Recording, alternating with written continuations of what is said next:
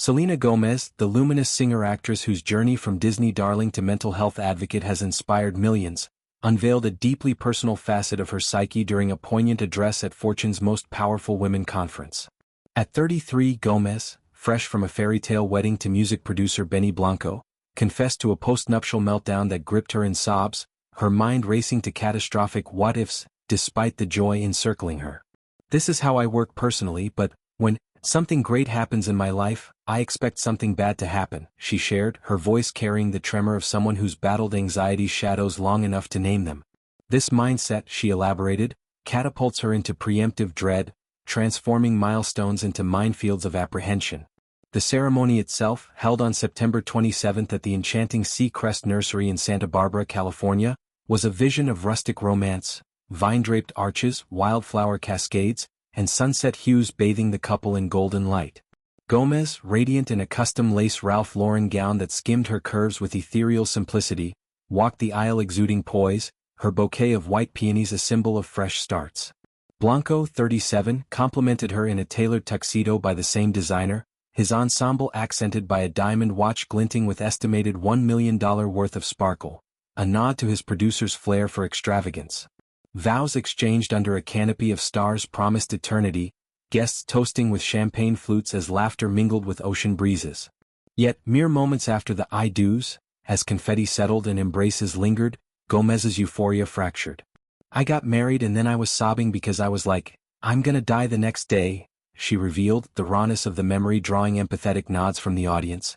This biggest conflict, as Gomez termed it, stems from a hypervigilant psyche attuned to loss, a survival mechanism forged in the fires of public scrutiny and private battles.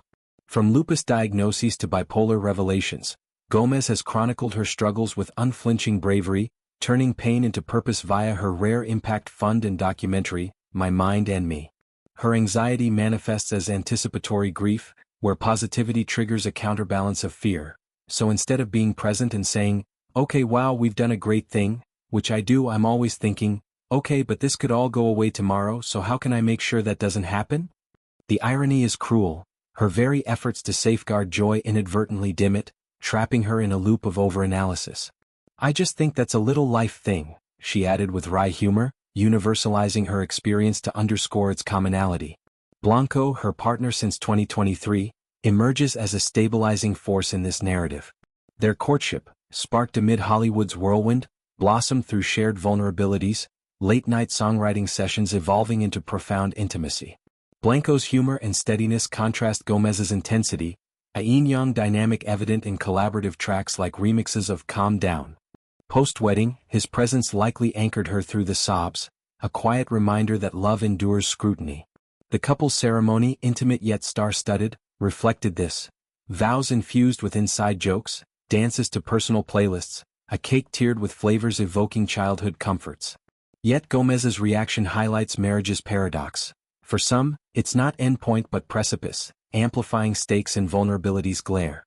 Gomez's candor at the conference, amid discussions on leadership and resilience, positioned her as a beacon for women navigating mental health in high-stakes arenas. Her Only Murders in the Building role, blending comedy with depth, mirrors this duality, while albums like Rare weave anxiety into anthems of self-worth. Childhood fame's toll, paparazzi chases, body-shaming trolls, compounded her predispositions, leading to 2020's brief hiatus for therapy. Blanco's integration into her circle, earning stamps from friends like Taylor Swift, signifies healing's ripple effects. Therapeutically, Gomez's pattern aligns with anxious attachment, where past abandonments, romantic or otherwise, prime worst-case scripting. Strategies like mindfulness, which she champions, counter this. Yet the wedding's gravity tested them acutely. Her sobs, far from fragility, denote emotional literacy, a strength in admitting, "I'm always thinking of safeguards."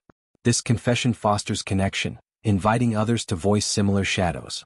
Looking forward, Gomez's marriage heralds new chapters, perhaps family expansions, joint ventures, or advocacy expansions.